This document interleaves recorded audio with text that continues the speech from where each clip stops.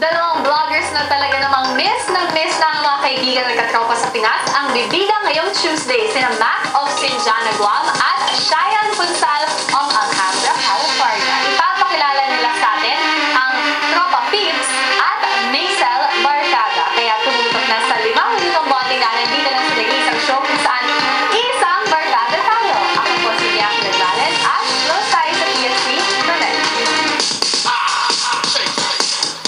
Pareho nilang iniwan ng kanilang mga kaibigan sa Pinas, pero hindi naman dun natatapos ang kanilang bonding. Heto at ipapakilala na ni Mac of Guam ang kanyang tropa Peace. Especially at the Bianca with you. Wow, Mac! Mukhang miss na miss mo talaga ngayong mga katropa Peeps. At nakakatuwa, pati prof mo kasama ha. Pero salamat at pinakilala mo sila sa buong mundo na proud ka sa kanila. At heto ba nakakamiss naman ng kanyang mga best friends kung tawagin nga ang grupo nila ay Maisel. Kung bakit, heto ikukwento ni Jan Cheyenne of California. She posted, "Hello Ate Bianca, I wish I'll have the chance to be featured because my friends mean so much to me. It has already been 4 years since I left the Philippines. Napaka-sad ko nung umalis ako sa Pilipinas kasi iniwan ko ang group of friends na binuo ko doon. We call our group Maisel, which is actually the acronym for our names.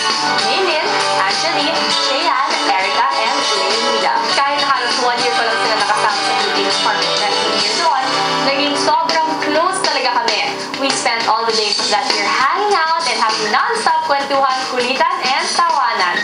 We even celebrated our anniversary every November 19 of the year.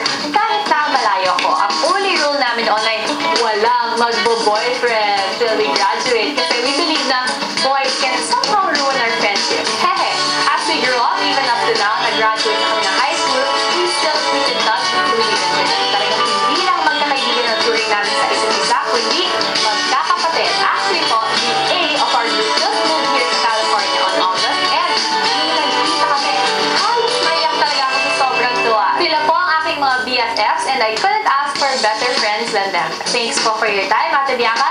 Shoutouts to my mama, papa, and Ate Main. Also to my other friends, I love you and more power sa PSC Connect. Madami kayong napapasaya mga Pilipino. Oh, damang